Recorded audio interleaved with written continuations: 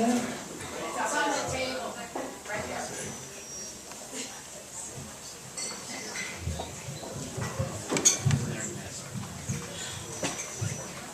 Okay, we're going to hear from one more storyteller, then we're going to have a short intermission and come back with 4 more. And the doctor that you're going to hear from right now is a legitimate emergency room doctor, and his story is true, like all the stories tonight. So let's bring him up with a nice warm applause for Bob Slade.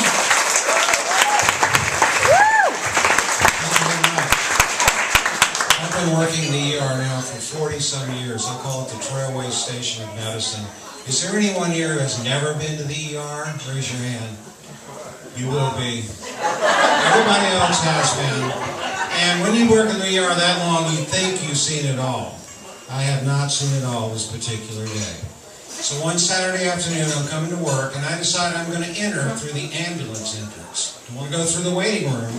People out there, there's a doctor, there's a doctor. It's like Night of the Living Dead. They've been waiting so long, they can't believe it. So I go through the ambulance entrance. I push that little plate.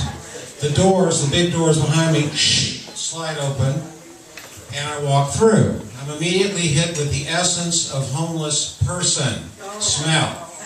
That smell, take your teenage kids' most rank tennis shoes, dip them in dog potty, and you have an idea of what I'm talking about. So entering the ER, I know immediately we have a homeless person somewhere. From the back of the ER, in what we call the psych room, there's a great commotion going on. A lot of noise, the nurses are screaming, the door swings open, out runs a naked man. He's running toward me and the ambulance entrance/exit at a great rate of speed. The nurses look at me and say, "Stop him, Dr. Bob, stop him." What you don't know is that this man not only is naked, he's skinny, he has a mullet haircut, he has jailhouse tats, he has some kind of secretion, excretion, or other bodily fluid covering him. I'm not sure what it is. You may never know. And he also has a Foley catheter in place, with a bag of urine flopping along as he runs toward me.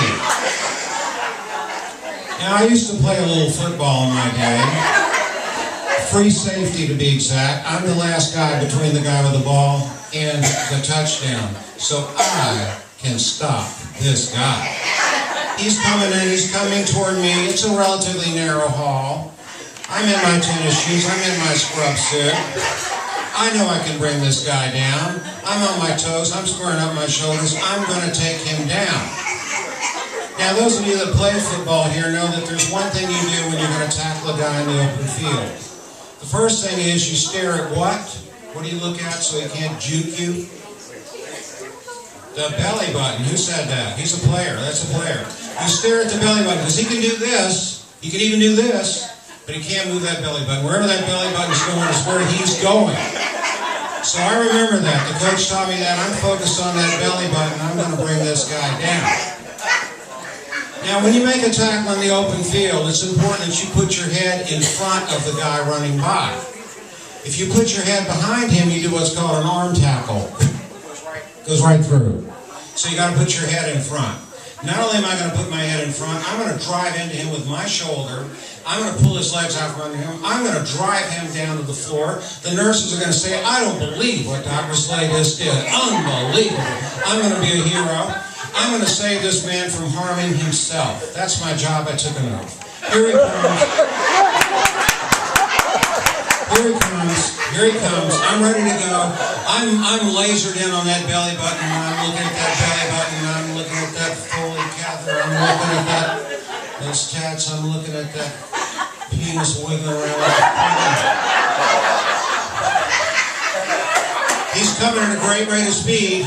He has no moves. He's a white guy. He has no moves. He's coming straight. Coming straight. Gonna take him down. And all of a sudden, I stand up. I hit that push plate. Those doors swing open. He could go all the way. You missed him. Not good. Yeah, I did miss him. I really did.